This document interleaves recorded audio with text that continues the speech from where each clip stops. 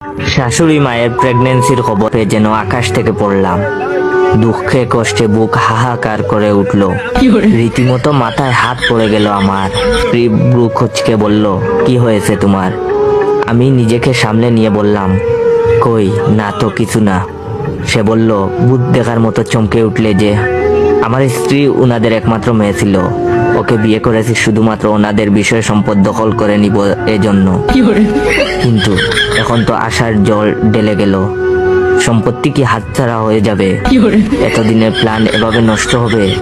বিষয়টা আমার বন্ধুদের সাথে শেয়ার করলাম। ওরা বলল, আরে এত ভেঙে পড়ছিস কেন? বাচ্চাটা তো মেয়েও হতে পারে, অর্ধেক সম্পত্তি পেয়ে যাবি, সমস্যা নাই। আমি সেই আশা নিয়ে অপেক্ষায় থাকলাম আরো 7 মাস। এক রাতে স্ত্রী মন খারাপ নিয়ে কাছে এসে বলল, মায়ের আজ আলট্রাসোনোগ্রাফি করেছে। স্ত্রীর মন খারাপ দেখে আত্মতৃপ্তির নিঃশ্বাস ফেললাম। বুঝতে বাকি রইল না, ওনার মেয়ে সন্তান হবে। ছেলে সন্তান হলে স্ত্রীর মুখ পেঁচার মতো হয়ে থাকতো না। আমি বললাম, কি সন্তান? অবশ্যই মেয়ে, তাই না? আহা, মন খারাপ করে থেকো না, যা হয়েছে ভালোই হয়েছে, মেয়েরাই গড়ের লক্ষ্মী।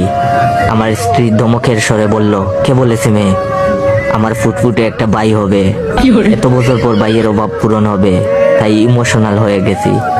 বউয়ের কথায় আমি চোখের জল আটকে রাখতে পারলাম না। আমার আমও গেল, শালাও গেল। শ্বশুর বাড়ির সম্পত্তি আমার আর পাওয়া হলো না। এটা মনে মনে বলে কান্না শুরু করে দিলাম। তখন আমার স্ত্রী বলল, তুমি কাঁদছো কেন? আমি বললাম, আমারও একটা শালার খুব শখ ছিল। শালার বাচ্চাটাও এসে গেল। শালার ঘরের শালা মুঝে মার ডালা।